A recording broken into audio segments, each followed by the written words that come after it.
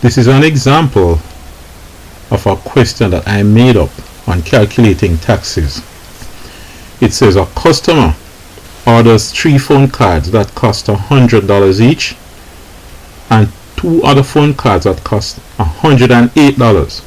I'm imagining that you're going to be selling those phone cards to the customer.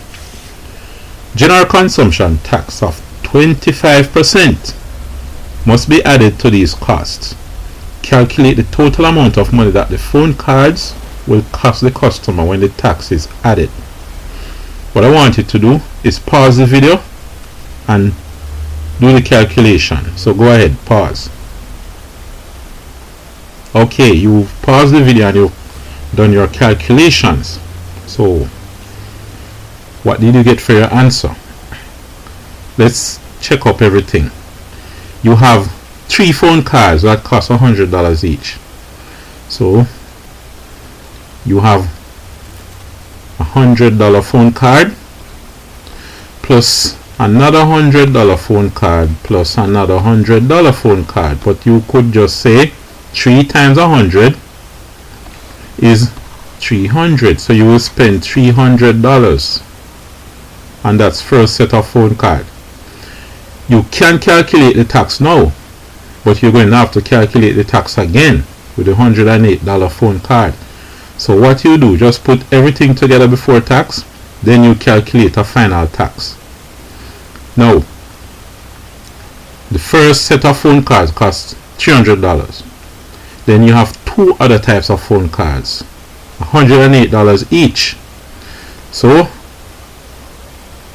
108 plus 108 is going to be 8 and 8, 16. The only 6 carry 1. 1 and 0, 1 and 0, 1. This is 6, not 0. 1 and 1, 2. So what you have is $216 for the other set of phone cards. Before tax, you haven't calculated the tax yet. Now when you add these, 300 plus 216, 300 and 200 is 500 plus $16 more, $516. Alright, now you're ready to calculate the tax. The customer must pay the 5. Let me just separate the working with a line. The customer must pay the 516 plus tax. What is the tax? The total spend will be 516 plus the tax plus 25%. So it's going to be plus 25 per means out of, you divide. Cent means 100 out of cent, out of 100. 100 means cent. Off, how much off means you multiply by the $516. So you must find 25% off 516. This part will give you the tax. So you have 516 up front plus 25% off 516. So let's just go ahead, use a calculator. We have 25 per, divide, cent. That's out of 100 equals 0.25. Off, multiply by 516 gives you $129.